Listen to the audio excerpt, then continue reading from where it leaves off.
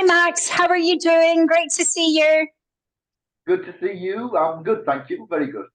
Great, lovely. Okay, so I'd just like to introduce the viewers to my dear friend, Max Korin. I've been friends with Max now for many years.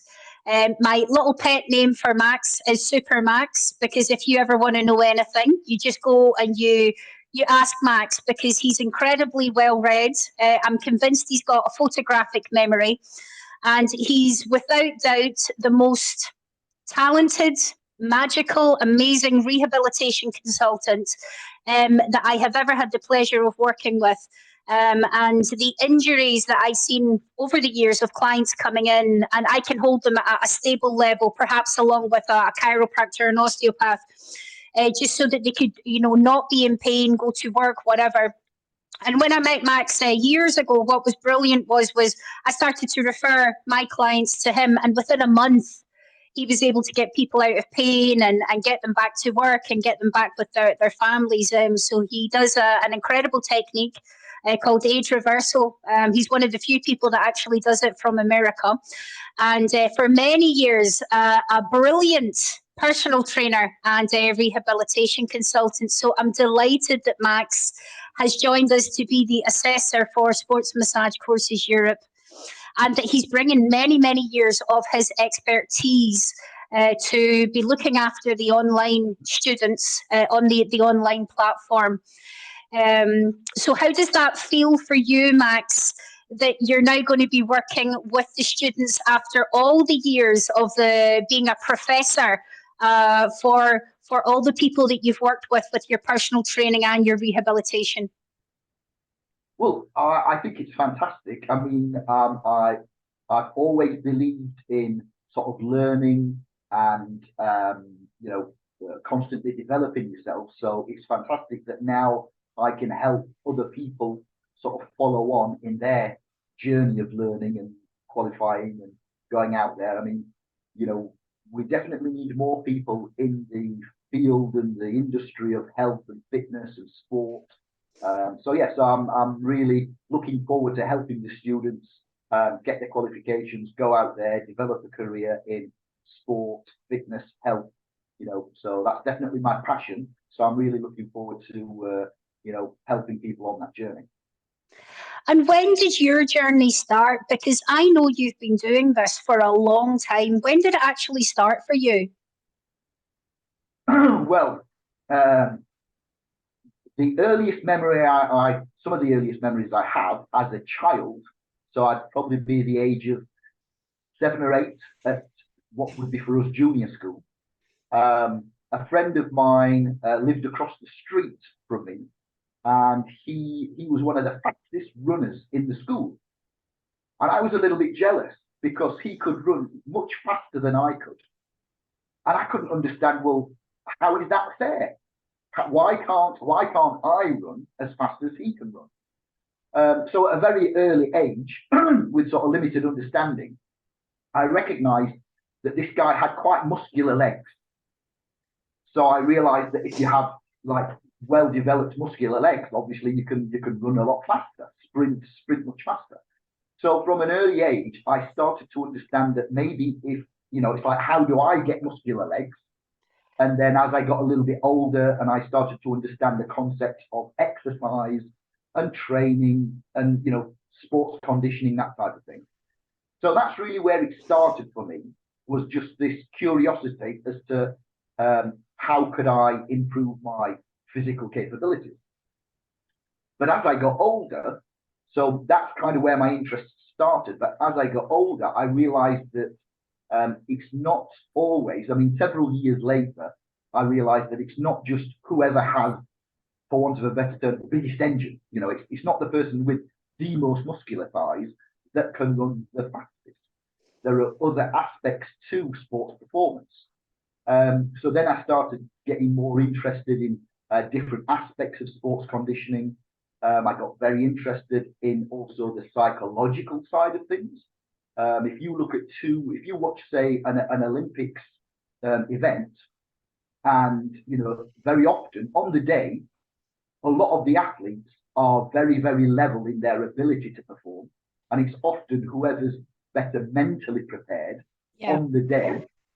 And this is why you don't always see the same person win all the time. Often you'll see, 2 or 3 athletes that at one particular event, one person will win, at a different event, a different person will win. And again, it's just that mental aspect plays a big role in their ability to perform. So I've always been very curious and almost obsessed with human performance. Yeah. How do you achieve the best performance that you can? And then later on in life, I had my interest and attention drawn into the therapy side of things. Because to be perfectly honest, in my younger days, I was very much into fitness. At the time, I had some Olympic athletes who I was doing some personal training with. I had some professional dancers, and again, it was all about performance. And I didn't really have any interest in the therapy aspect. I was a little bit arrogant, assuming that everybody was healthy. It was just a question of how fit you wanted to be or how high you wanted to, achieve your performance.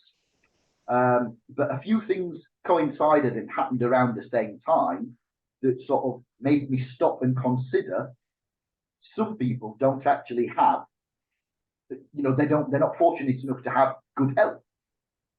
So then at that time, I was very interested in martial arts. So in order to enhance my knowledge of martial arts, I went on a Chinese massage course. And I just wanted the theory. I didn't want to be a therapist, didn't want to do Chinese massage. I just wanted the knowledge of the acupoints and the meridians, because there's a big overlap between that and the martial arts.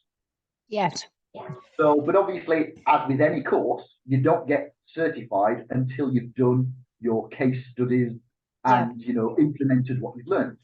So at the end of this course, I had to do case studies, and I was absolutely blown away at how effective it was.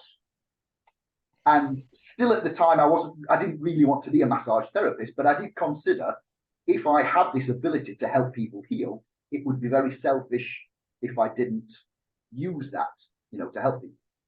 So that was one thing. And then around about the same time, coincidentally, if you believe in coincidence, around about the same time, the sports facility where I was based, a place called Ponds Forge in Sheffield in the UK, we started to run, they were like a showcase venue. We started to do a pilot scheme for what's called GP referrals, where Sheffield as a city has a fantastic university and a fantastic link with the hospitals there. They've got a teaching hospital, they've got a fantastic sports science department, and I'm talking back now in the early 1990s, so this was quite some time ago. But they started to do a pilot scheme where doctors, medical doctors, your local GP, would consider referring you to go to the gym and exercise rather than just prescribing, drugs or, medications or whatever.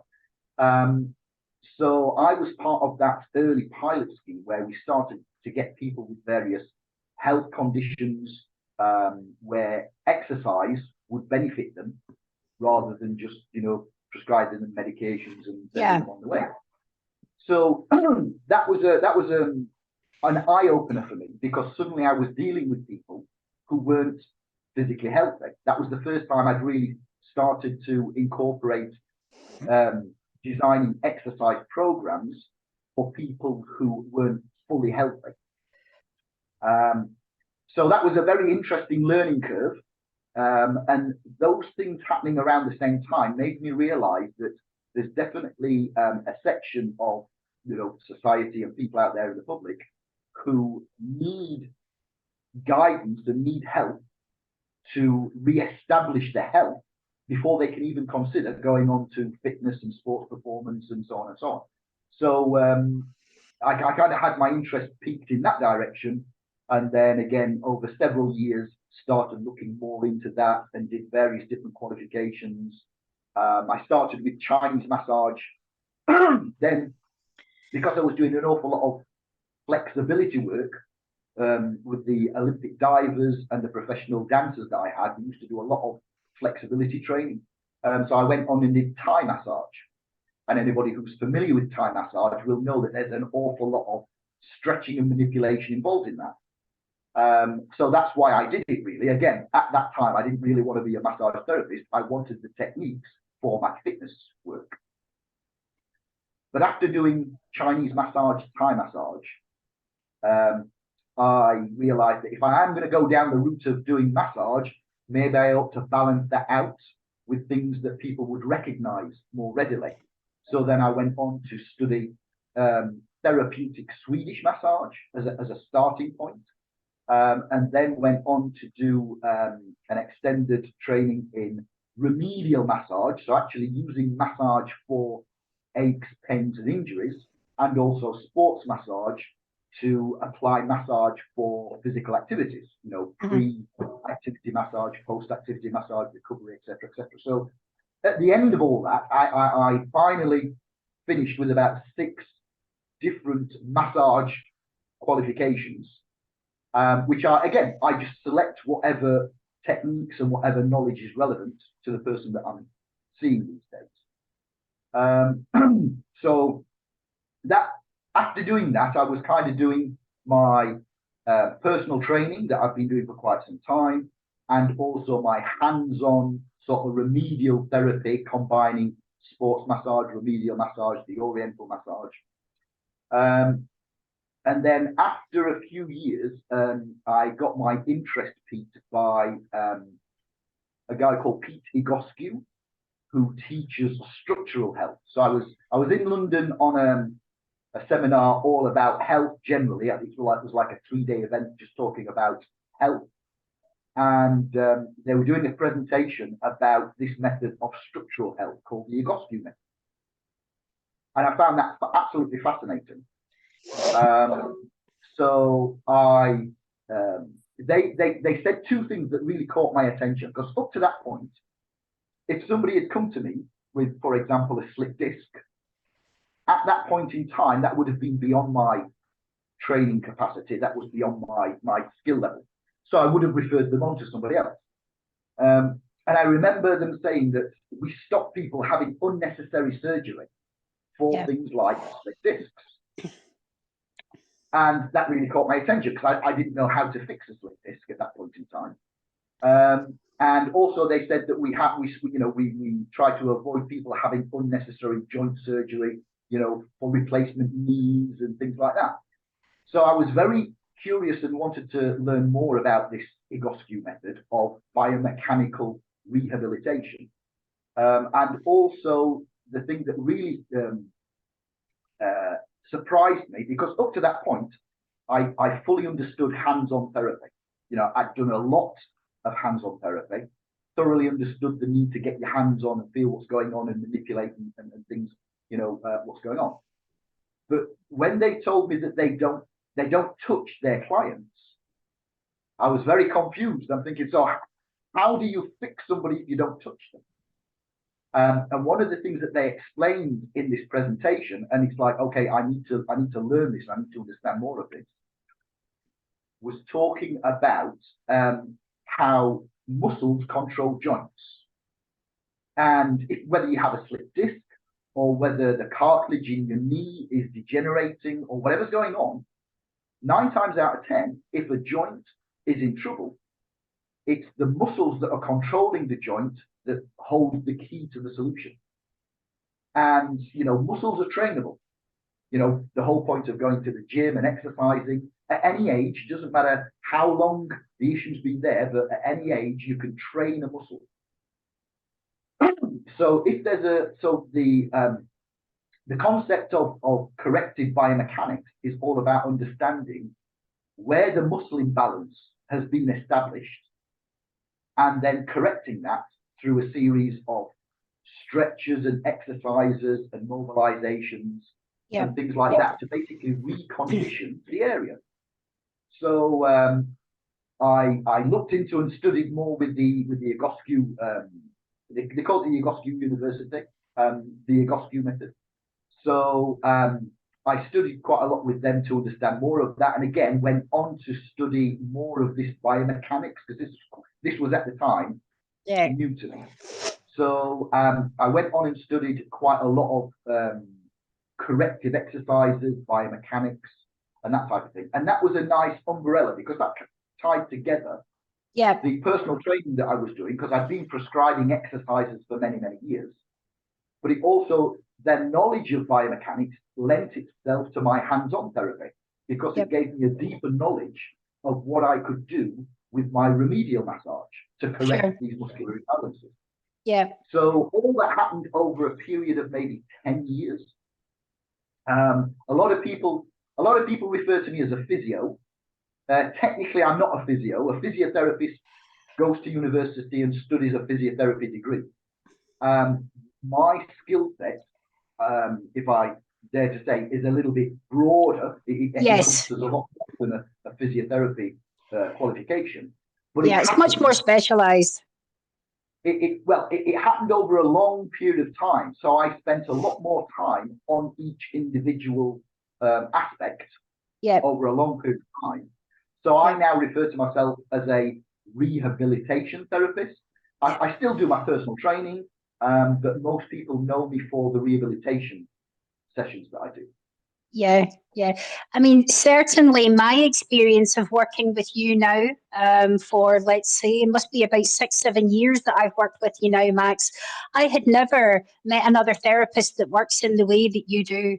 And it's been absolutely beautiful to see how, I mean, I know when I give you a client, you'll spend 2.5, 3 hours with that person assessing them.